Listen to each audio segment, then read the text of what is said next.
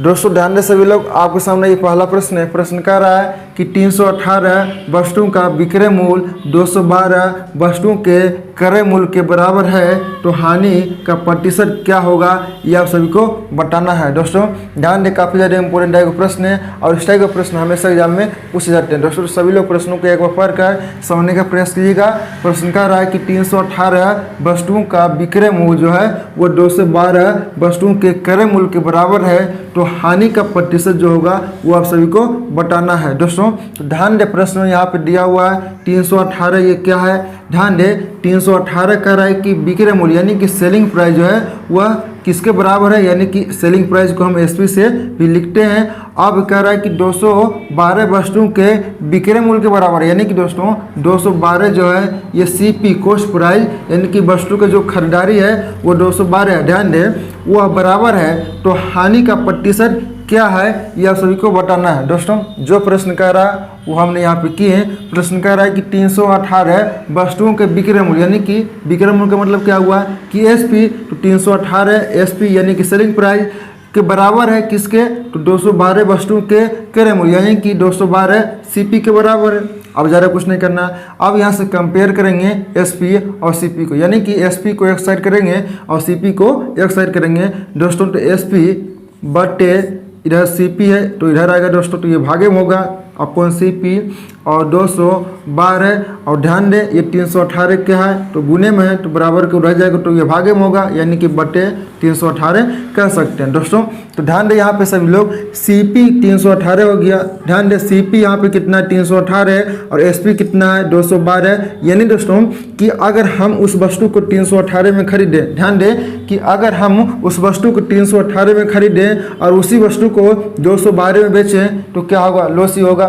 ध्यान दें कि 318 में खरीदारी मूल्य है और 212 उसका विक्रय मूल्य है, यानी कि दोस्तों यहाँ पे कितना का लॉस हो रहा है, ध्यान दें यहाँ पे लॉस कितना का हो रहा है, यानी कि हानि जो हो रहा है दोस्तों कितना का हो रहा है।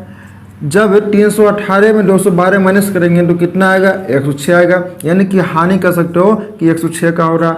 लेकिन हमको निकालना क्या है कि हानि प्रतिशत। दोस्तों तो ध्यान दें सभी लोग, हानि परसेंट का मैंने आपको फार्मूला भी बताया कि हानि परसेंट बराबर होता है हानि बटे क्रय मूल्य गुना 100। दोस्तों ध्यान दें लाभ और हानि, ध्यान दें लाभ और हानि ध्यान रहे कि हमेशा क्रय मूल्य पर ही निकाला जाता है, यानी कि बटा जो है दोस्तों वो हमेशा क्रय मूल्य ही होगा, यानी कि हम इसे लिख सकते हैं लॉस परसेंट बराबर, ध्यान दें लॉस अपॉन क्रय मूल्य को हम सीपी यानी कि कॉस्ट प्राइस कहते हैं, इसलिए सीपी से इसे सूचित करते हैं और गुना 100 करना है।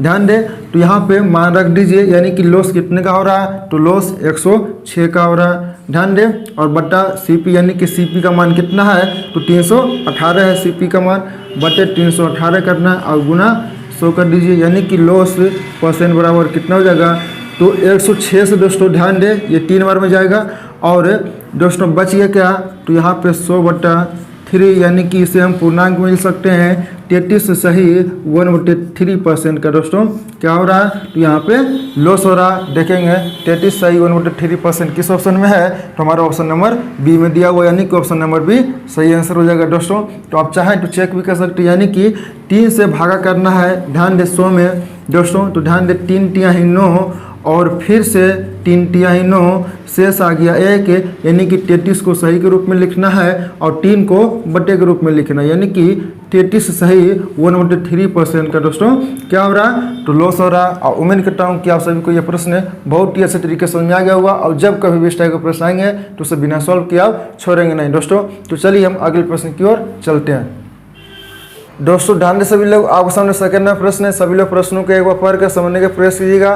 प्रश्न कर रहा है कि 2 संख्याओं के महत्तांश वर्तक यानी कि एचसीएफ और लघुत्तम वर्तक यानी कि एलसीएम क्रमशः 29 और 1015 है। यदि इनमें से एक संख्या 145 है तो दूसरी संख्या क्या होगी, ये आप सभी को बताना है। दोस्तों ध्यान दें, प्रश्न बहुत ही सिंपल है, लेकिन इस टाइप के प्रश्न हमेशा एग्जाम में पूछ जाते हैं। दोस्तों तो ध्यान दें कि जब कभी भी भी इस टाइप का प्रश्न आएगा, कहेगा कि दो संख्याओं का महत्तम समवर्तक और लघुत्तम समवर्तक इतना इतना है, जिनमें कि पहली संख्या इतना है तो दूसरी संख्या क्या होगी, या दूसरी संख्या इतना है तो पहली संख्या क्या होगी। दोस्तों तो इस टाइप के प्रश्नों को सोल्व करने के लिए सिर्फ आपको ये फॉर्मूला याद रखना होगा।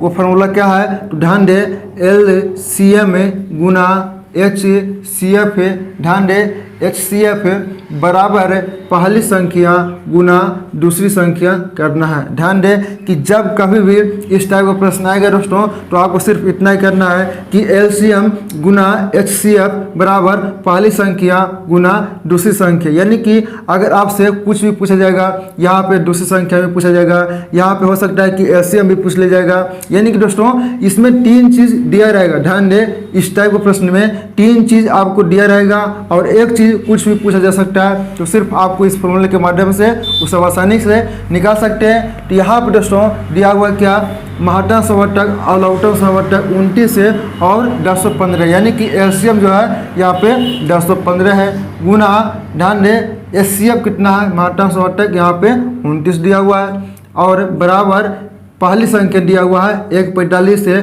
और हम लोगों से पूछा है दूसरी संख्या का मान। दोस्तों तो ध्यान दे अब यहाँ पे 1015 गुना 29 है दोस्तों, तो 145 यहाँ पे बटन कर लेंगे और ये बराबर दूसरी संख्या निकालना है। तो ध्यान दे दोस्तों यहाँ पे 5 से कटा लीजिए, ध्यान दे यहाँ पे 5 से कटा लीजिए, 5 दूनी 10 है और 5 9 45 है, और ये 5 से जाएगा दोस्तों, 5 दूनी 10 है और 5 15, यानी कि 203 बार में ये गया और 29 बार में ये गया, और 29 से 29 कैंसिल हो गया, यानी कि आप कह सकते हो कि दूसरी संख्या है वो कितना है, तो 203 है दोस्तों। और यही हम लोगों से प्रश्न पूछ रहा था कि दूसरी संख्या क्या है, तो दूसरी संख्या वह 203 है, और 203 हमारा किस ऑप्शन में दिया हुआ है, हमारा ऑप्शन नंबर ए में दिया हुआ है। दोस्तों तो उम्मीद करता हूँ कि जब कभी भी इस टाइप का प्रश्न आएगा तो सिर्फ आपको ये फॉर्मूला अप्लाई करना है। दोस्तों आपके सामने ट्यूशन प्रश्न है, सभी लोग प्रश्न को ध्यान से देखें। प्रश्न कर रहा है कि 9 - 6√2 इंटू 9 + 6√2 का मान क्या होगा, ये आप सभी को बताना है। दोस्तों ध्यान दे बहुत ही सिंपल है, यहाँ पे करना क्या है, ध्यान दे दोस्तों आप सभी को पता होगा, ध्यान दे a² - b² का मान क्या होता है, ध्यान दे a² - b² का मान क्या होता है दोस्तों, तो a + b इंटू ध्यान दे a - b होता है। ध्यान रहे कि a² - b² का मान होता है a + b into a - b। तो यही फार्मूला यहाँ पे अप्लाई करना है। यहाँ पे a - b और a + b है, यानी कि हम इसको a² - b² के फॉर्मेट में लिख सकते हैं दोस्तों। तो ध्यान दे a का मान कितना है, 9 है, यानी कि 9 का स्क्वायर करेंगे, माइनस से b का मान कितना है, 6√2 का क्या करना है, स्क्वायर करना है। ध्यान दे और अंडर रूट ऊपर से लगा देना है दोस्तों। तो यहाँ पे अगर 9 का स्क्वायर करेंगे तो कितना होगा 81, और माइनस से 6√2 का क्या करना है, वर्ग करना है दोस्तों। तो 6 का वर्ग करेंगे कितना होगा 36 है, और ध्यान रहे कि अंडर रूट 2 का अगर स्क्वायर है तो इसका मान कितना होगा 2 होता है। ध्यान दे तो यहाँ पे क्या होगा 2 होगा, और ये अंडर रूट में 81 माइनस से 36 दूनी कितना होगा 72, यानी कि जब 81 में 72 जाएगा तो कितना बचेगा 9, यानी कि अंडर रूट 9 बराबर हम इसका मान 3 ले सकते हैं। यानी कि दोस्तों 3 जो है इस प्रश्न का आंसर आ गया, और 3 हमारा ऑप्शन नंबर डी में भी दिया हुआ है दोस्तों। तो उम्मीद करता हूँ कि आपको ये प्रश्न समझ में आ गया होगा। सिर्फ आपको पता होना चाहिए कि a² - b² बराबर होता है a + b into a - b दोस्तों। तो ये फॉर्मूला होता है, आप इसे चाहें तो नोट भी कर सकते हैं दोस्तों। तो उम्मीद करता हूँ कि आपको ये प्रश्न समझ में आ गया होगा। चलिए हम अगले प्रश्न की ओर चलते हैं। आपके सामने ये फॉर्मूला प्रश्न है और ये कंपाउंड इंटरेस्ट से सामान्य प्रश्न है। तो ध्यान दे प्रश्न कह रहा है कि यदि कोई राशि 4 वर्षों में चक्रवृद्धि ब्याज पर 3 गुनी हो जाती है तो उसी ब्याज दर पर वह राशि कितने वर्षों में 27 गुनी हो जाएगी, ये आप सभी को बताना है दोस्तों। ध्यान दें बहुत ही सिंपल है और इस टाइप के प्रश्न हमेशा एग्जाम में पूछ जाते हैं दोस्तों। ध्यान दें ऐसे प्रश्न को सोल्व करने के लिए सिर्फ आपके पास 2 सेकंड का समय होना चाहिए। तो ध्यान दें यहाँ पे प्रश्न में ज़्यादा कुछ नहीं करना है। प्रश्न कह रहा है कि यदि कोई राशि जो है 4 वर्षों में चक्रवृद्धि ब्याज दर पर वह 3 गुनी हो जाती है, यानी कि दोस्तों वह जो राशि है कि 4 वर्षों में दोस्तों क्या हो जा रहा है, तो 3 गुनी हो जा रहा है। ध्यान दें 3 गुनी हो जा रहा है, तो कह रहा है कि उसी ब्याज दर पर वह राशि कितने वर्षों में वह 27 गुनी, यानी कि कह रहा है कि 27 गुनी हो जाएगी। ये आप सभी को बताना है कि कितने वर्षों में वह राशि, जब 4 वर्षों में 3 गुनी हो जा रही है तो कितने वर्षों में 27 गुनी हो जाएगी। दोस्तों तो ध्यान दे, ज़्यादा कुछ नहीं करना है, यहाँ पे 3 गुनी हो जा रही है, यानी कि ये जो 3 है दोस्तों, इस 27 को 3 के फॉर्मेट में लिखना। ध्यान दे, इस 27 को 3 के फॉर्मेट में लिखना है, यानी कि हम 27 को लिख सकते हैं 3 गुने 3 के रूप में, यानी कि 3 × 9 और 9 × कितना होता है 27 है, और इसे हम 3 पे पावर 3 के रूप में भी लिख सकते हैं। दोस्तों सिर्फ आपको इतना ही करना है कि यहाँ पे जो दिया रहेगा, यहाँ पे जो संख्या दिया रहेगा इस फॉर्मेट में लिखना है, यानी कि 27 को 3 के फॉर्मेट में लिखेंगे तो 3 पे पावर 3 के रूप में लिख सकते हैं। और ध्यान दे, ये जो पावर है, ध्यान दे ये जो पावर है दोस्तों, यानी कि 27 को हम क्या लिखें 3 पे पावर 3 है, और इस पावर से सिर्फ इस संख्या में गुना कर दीजिए। ध्यान दे, इस संख्या में यानी कि 4 गुने 3 कर दीजिए, आपका आंसर आ गया 12 वर्ष, यानी कि वह जो राशि है वह 12 वर्षों में 27 गुनी हो जाएगी। और 12 वर्ष हमारा ऑप्शन नंबर सी में दिया हुआ। दोस्तों आपका होगा कि जिसका यहाँ पे फॉर्मेट, यानी कि दोस्तों यहाँ पे रहता है कि 26 से गुनी हो जाती है।